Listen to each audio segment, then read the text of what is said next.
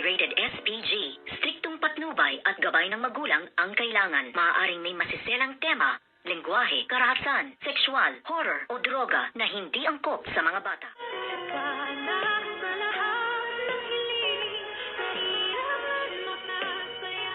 Good afternoon and welcome sa aking munting channel. At dito nga ay nagkaroon ng salo-salo.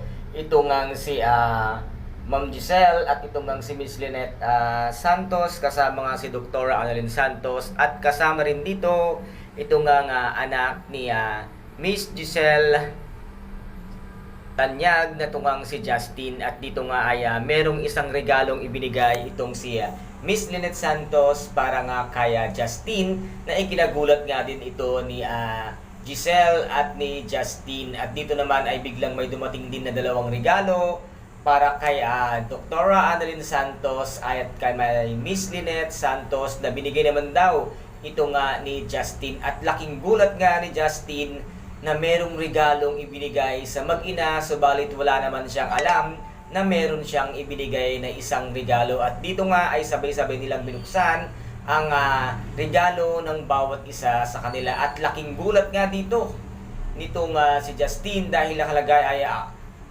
abandonadong anak. At dito naman ay nakalagay sa isang cupcake ang asawa at isang kabit. At dito naman ang kay Dr.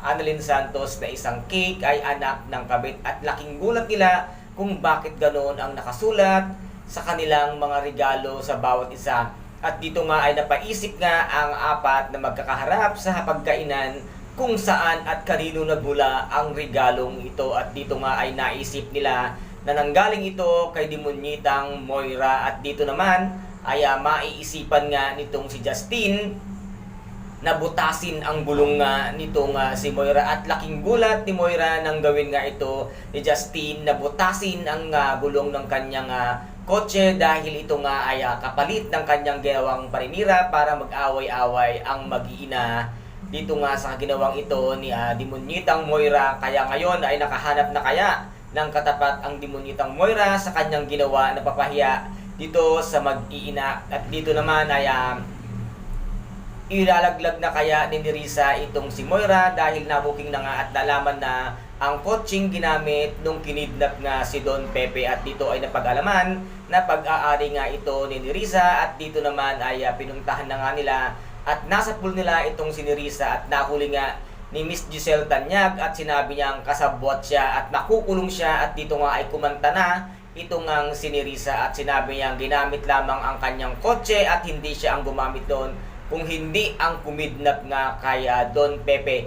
Dito na kaya malaman at mabunyag ang lahat ng kabulastugang pinagagawa ng mag-inang Moira at bruhang si Zoe. And guys, ito po ang ating pakaabangan dito nga sa napaka-intense at napakatinding mga kaganapan dito sa Abot Kamay na Pangarap, na kung saan ay talagang napakaganda at kaabang-abang ang mga bawat eksena. At kung nagustuhan po ninyo ang aking video for today, paki-subscribe na lamang po ng aking channel, paki-like and share para maging update kayo sa lahat ng gagawin kong video. Maraming salamat po. Ingat, God bless, and bye-bye!